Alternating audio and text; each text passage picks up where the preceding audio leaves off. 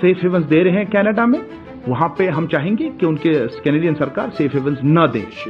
And I firmly reject the idea that there is a wedge between the US and Canada. अस्सलाम वालेकुम। तो कैसे हो दोस्तों? नाज़रीन कराम, हमने आपको पिछली वीडियो में बताया कि इंडिया और कनाडा के दरमियान में जो डिप्लोमेटिक डिस्प्यूट हो गया है वो किस वजह से हुआ, उसकी स्टोरी का हमने सारा बैकग्राउंड आपको दिखाया और इसके पीछे फाइव आइज का क्या किरदार था, इस वीडियो का लिंक आप आई बटन पे देख सकते हैं। उसके बाद हम बात कर रहे थे कि अमेरिका इन दोनों का साथी, इंडिया और कनाडा दोनों का साथी किस मकाम पे खड़ा हुआ है। अब एक तरफ तो इसका ट्रेड और टेस्टोरियल ट्रेड पार्टनर जो भी है कनाडा, वो एक तरफ है और दूसरी तरफ चीन के मुकाबले के लिए तैयार करदा पहलवान भारत है। आखिर वो इस स्टैंड ऑफ में किसका साथ देगा, यही सवाल जब वाशिंगटन में व्हाइट हाउस के तर्जुमान से पूछा गया तो उन्होंने कहा कि अमेरिका इन असूलों के साथ खड़ा है जिसकी कनाडा बात कर रहा है। हम कनाडा के साथ इंडिया वाले मामले पर किसी भी मुख्तलिफ मौकों पर नहीं खड़े। हमारे और कनाडा के दरमियान में कोई रैफिड या वेज नहीं है। फिर साथियों, ये तो आप जान चुके हैं कि अमेरिकन प्रेसिडेंट G20 में नरेंद्र मोदी से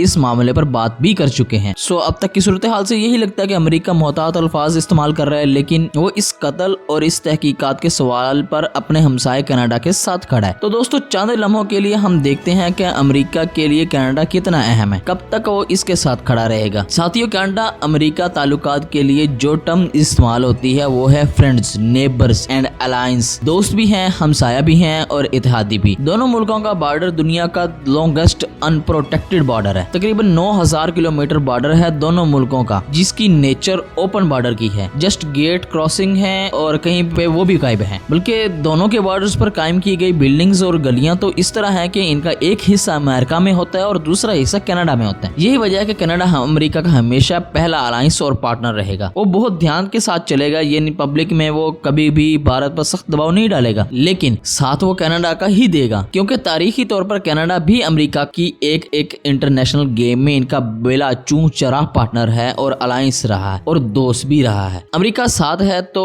फाइव आइज के बाकी 3 ममालिक बरतानिया, न्यूजीलैंड और ऑस्ट्रेलिया कोई अलग स्टैंड नहीं लेंगे। तो इतने अच्छे ताल्लुकात का क्या ये मतलब है कि फाइव आइज भारत को मजबूर कर सकेंगे कि वो इनके साथ ताउन करे? वो इन मुबैना स्टेट एजेंट्स को पकड़ने में कनाडा की मदद करेगा? दोस्तों, प्रधानमंत्री नरेंद्र मोदी जिस तरह के राइट विंग पॉपुलिस्ट लीडर हैं, वो कभी भी इस दबाव के सामने झुकने को तैयार नहीं होंगे। अब यही देख लें कि Indian ministry of external affairs spokes person ने जो प्रेस ब्रीफिंग दी है, इसमें तो इंडिया ने कनाडा को मुजरिम ठहराया है और कहा है कि वो तो कनाडा को मुसलसल सबूत फराहम कर रहे हैं, जिनमें बता भी रहे हैं कि इनकी सरजमीन ऑर्गेनाइज्ड क्राइम में हमारे खिलाफ इस्तेमाल हो रही है। कनाडा आलमी तौर पर तो इल्जाम लगा रहा है, लेकिन भारत से ऑफिशियली हरदीप सिंह कत्ल का कोई भी सबूत शेयर नहीं कर रहा, जिससे पता चले कि इंडियन स्टेट एजेंट मुलविस हैं। ये इंडिया का मौकफ है। इंडियन स्पोक्स पर्सन के मुताबिक कनाडा जो कर रहा है वो सियासी फायदे के लिए कर रहा है। अच्छा, तो ये जवाब उल जवाब हो गया, लेकिन भारतीय मौकफ है क्या इस कत्ल के बारे में? तो दोस्तों, अगर हम इंडिया के प्रो गवर्नमेंट मीडिया और सरकारी मौकफ को देखें तो इसके मुताबिक कनाडा स्टेट ब्रिटिश कोलंबिया में जहां ये कत्ल हुआ है, ये जगह ड्रग लॉर्ड्स और गैंग वार्स का शिकार है। यहाँ गैंगस्टर एक दूसरे को मारते मरते रहते हैं। इनके मुताबिक यहाँ के गैंग्स भारत में भी दहशतगर्दी की वारदातें करवाते हैं। सो हरदीप सिंह नज्जर का कत्ल इसी ही कार्रवाई का हिस्सा है। सबूत के तौर पर वो हाल ही में एक और खालिस्तानी मूवमेंट के हामी सिख देवल सिंह जो कि कनाडा में ही कत्ल हुए थे, इनको पेश करते हैं कि जो कि इंडिया मीडिया के मुताबिक क्लियरली गैंग वार का नतीजा है और इस कत्ल का इल्जाम कनाडा ने भारत पर लगाया भी नहीं। तो इंडियन राइट विंग मीडिया और सरकार के मुताबिक हरदीप सिंह नज्जर का कत्ल ड्रग गैंगस्टर की अंदरूनी लड़ाई का नतीजा है। इसे भारत की स्टेट से जोड़ना हमाकत है और सियासी फायदे के सिवा कुछ नहीं है। अच्छा, तो ये सियासी फायदा हो क्या सकता है जिसके लिए जस्टिन ट्रूडो ये सब कर रहे हैं कि अपने इतने ही इत्तेहादी मुल्क इंडिया पर इल्जाम लगाए चले जा रहे हैं? भारतीय एक्सटर्नल अफेयर्स और मीडिया के मुताबिक पीएम ट्रूडो को अपनी सीट बचाने के लिए अपोजिशन पार्टी के सिख लीडर गुरमीत सिंह का साथ चाहिए। सो वो इन्हें प्लीज करने के लिए, खुश करने के लिए सब कुछ कर रहे हैं। इनके मुताबिक इंडियन पंजाब से दहशतगर्द फरार होकर जाली डॉक्यूमेंट्स पर कनाडा में बना लेते हैं। सो कनाडा को चाहिए कि वो इल्जाम लगाने की बजाय इन भगोड़े दहशतगर्दों को पकड़े। इंडिया की दरख्वास्त पर तवज्जो दे ताकि कनाडा भी महफूज रहे और इंडिया भी। इस भारतीय नसीहत को कनाडा तो सुनने को तैयार नहीं, वो मुसलसल भारत का नाम लिए जा रहा है। जबकि जस्टिन ट्रूडो से सबूत मांगे जाते हैं तो कहते हैं हमारे पास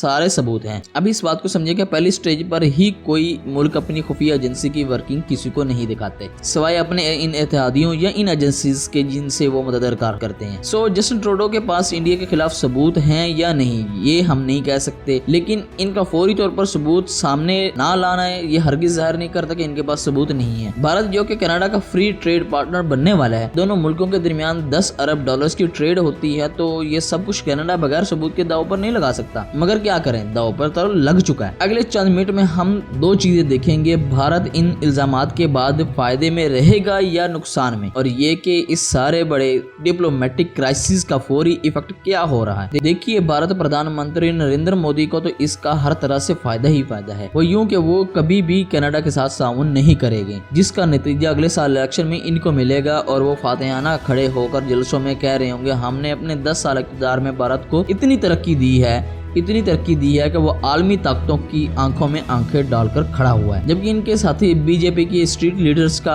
पसंदीदा फिक्रा कहते हुए मोदी को हीरो बनाएंगे, देखा कनाडा के घर में घुस के मारा है, ये है इंडियन पावर। दूसरी तरफ अगर कनाडा या अमेरिका ज्यादा हद तक जाते हुए भारत पर कुछ पाबंदियां लगा देंगे जिसका भारतीय इकोनॉमी को नुकसान तो होता है, तो भी नरेंद्र मोदी का फातेहाना कह रहे होंगे कि देखो मैं ही भारतीय इंटरेस्ट को गार्ड सकता हूं जो किसी दबाव के सामने नहीं झुकता। लेकिन इसका भारतीय इकोनॉमी को क्या नुकसान होगा ये भी समझना ज्यादा मुश्किल इसलिए नहीं है कि भारत चीन के खिलाफ वेस्टर्न अलायंस का सबसे बड़ा इत्तेहादी है। इस खित्ते में कोई और मुल्क ऐसा नहीं जो चीन को काउंटर करने के लिए भारत की जगह ले सके। तो मेरा नहीं ख्याल कि वेस्टर्न अलायंस इस इश्यू पर बहुत ज्यादा आगे जाएंगे, इतना आगे के दोनों के ताल्लुकात में कोई स्ट्रेटेजिक शिफ्ट आ जाए। आप सऊदी अरब और अमेरिका के दरमियान जमाल खशोगी का मामला देख सकते हैं, वो उसमें भी ऐसा ही हुआ था। बहुत बुलंद बांग नारों और दावों के बावजूद अमेरिका भी वही है और सऊदी अरब भी इसी तरह इसके साथ है। दुनिया भी सऊदी अरब की रीजनल और इकोनॉमिक पावर को अपने हक में जितना हो सके इस्तेमाल कर रही है, तो यही कुछ भारत और कनाडा स्टैंड ऑफ में हो सकता है। तो आखिर में साथियों देखते हैं कि इस क्राइसिस का फौरी असर क्या होगा। पहला इफेक्ट तो ये होगा, खालिस्तान मूवमेंट के एक्टिव मेंबर्स हर जगह गैर महफूज महसूस करेंगे खुद को। या सिख कम्युनिटी का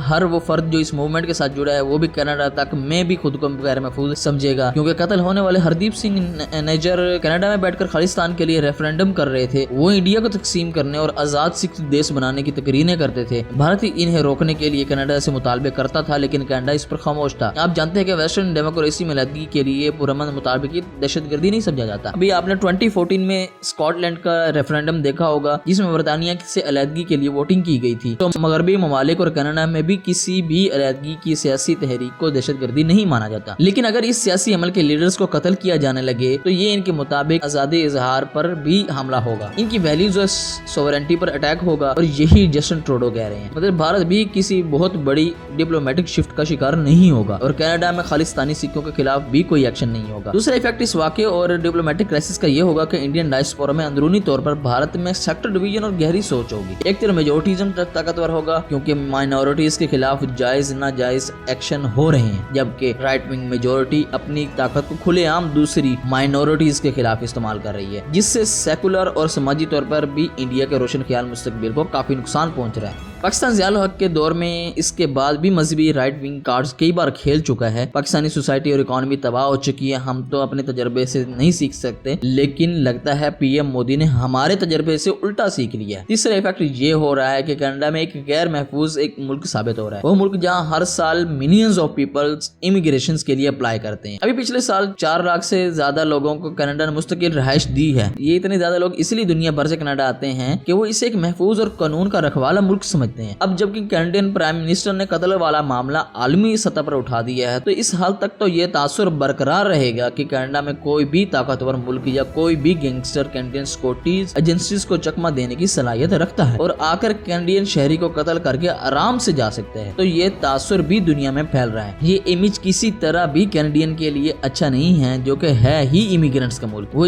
तरक्की याफ्ता है ही इसलिए कि इसे सेफ हेमन समझते हुए दुनिया का बेहतरीन ब्रेन इसकी तरफ अट्रैक्ट होता है। आखिर में दोस्तों ये बात की कि क्या कनाडा भी साबित कर पाएगा कि भारतीय सरकार का इस शहरी के कत्ल में हाथ है? ऐसा बहुत मुश्किल है, क्योंकि इंटरनेशनल क्राइम्स में किसी मुल्क की मुदाखलत साबित करना और फिर भी रियासती स्टेट की सतह पर मुदाखलत साबित करना बहुत मुश्किल है। हाँ, एक बात है, अगर फाइव आइज इस बात पर मुतफिक होते हैं कि भारतीय सरकारी हाथ इसमें मुलविस है, भारत क्लोज डोर मीटिंग में ये साबित नहीं कर पाता कि इसके हाथ साफ हैं, तो नरेंद्र मोदी के वजीर आज़म रहने तक मगरबी ताकतों से ताल्लुकात खराब रहेंगे। क्योंकि अब अगर भारत अमेरिका और कनाडा को दोस्त और इत्तेहादी कहता है तो अलायंस के शहरियों को कत्ल नहीं करते। अच्छा, इसके उल्ट अगर हम ये सवाल करेंगे कि भारत कनाडा को मजबूर कर पाएगा कि इनके यहाँ अलैदगी पसंद सिख हैं, इन्हें गिरफ्तार करे या इनकी सरगर्मियों को रोके, तो जनाब कनाडा भी ऐसा कभी नहीं करेगा। क्योंकि मगरबी ममालिक जिस आइडियोलॉजी पर यकीन रखते हैं, वहाँ तो इनके मुल्क में भी कोई बगैर हथियार उठाए पुरअमन तौर पर अपने ही मुल्क की तकसीम की बात कर सकता है, जैसे कि स्कॉटलैंड की मिसाल अभी हमने आपको दी थी। तो ऐसे में सिर्फ खालिस्तान के लिए तहरीक चलाने वालों को भारत के हवाले करने या इन्हें रोकने पर तो कनाडा या अमेरिका कभी राजी नहीं होंगे। हाँ, ये अलबत्ता हो सकता है कि नरेंद्र मोदी के बाद कोई ऐसा पैक्ट दोनों मुल्कों के दरमियान में हो जाए जिसमें गैंग्स जो भारत को बकौल कनाडा और अमेरिका में बैठकर हिंदुस्तानी पंजाब में ड्रग्स का धंधा करते हैं, इन्हें किसी तौर पर रोका जा सके। वो भी इस सूरत में जब भारत हरदीप सिंह के कत्ल पर कोई ताउन करेगा तब। साथियों, अगर आपने इस वीडियो का पहला पार्ट नहीं देखा तो यहाँ पर क्लिक करें और चैनल को सब्सक्राइब करें। मिलते हैं अगली वीडियो में। अल्लाह निगहबान।